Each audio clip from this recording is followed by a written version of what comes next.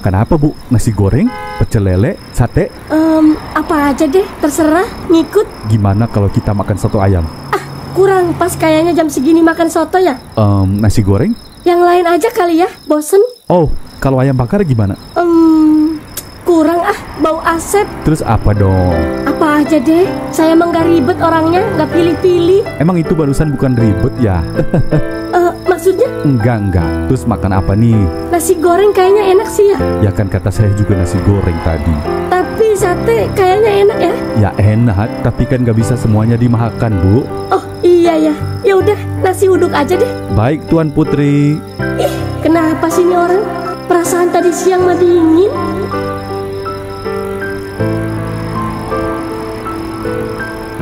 Oh iya, Bu Dokter. Ibu mau nggak jadi istri saya? Kok gugup sih? Saya serius. Tapi Mas. Bu, kok diem aja dari tadi? Enggak. Kenapa nggak ngomong-ngomong dari tadi? Enggak Mas, nggak tahu ini otak saya ngomong sendiri. Maksudnya? Enggak, udah lupain Mas. Hujan mulai reda. Jalanan yang tadinya basah perlahan kembali sepi. Dot masih memikirkan omongan teman-temannya tentang ibunya dan Topan. Hatinya bercampur antara rasa tidak enak, bingung, sekaligus khawatir.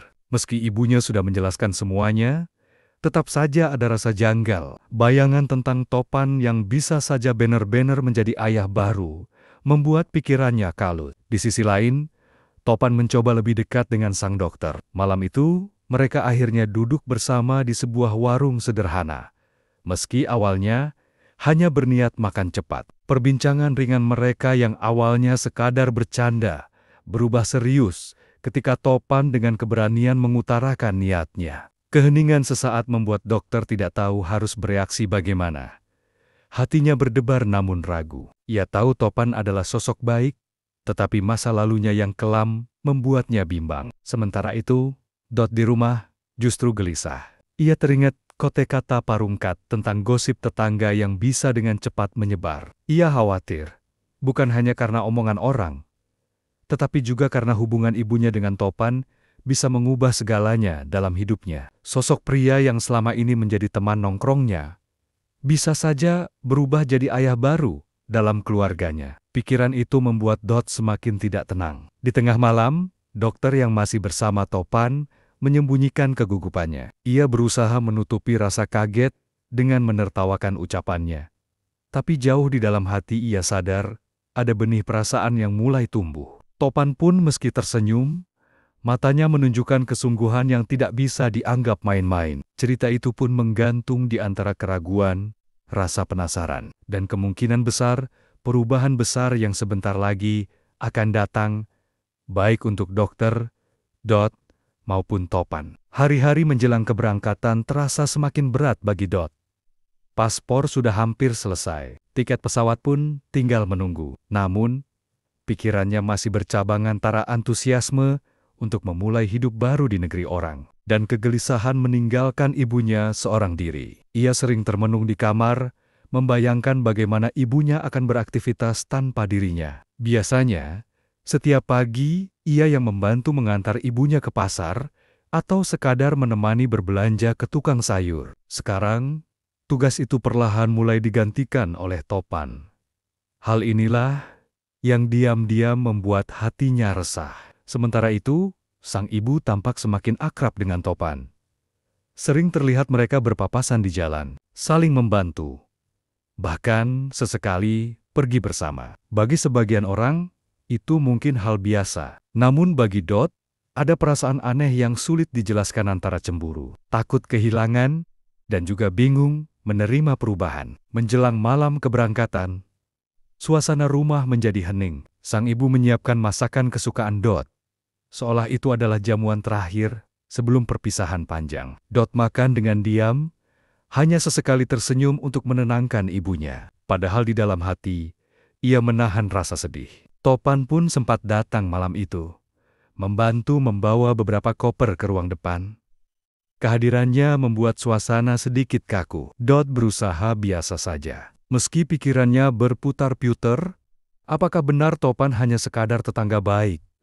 Ataukah memang ada niat lebih dalam terhadap ibunya? Di kamar, Dot berbaring menatap langit-langit.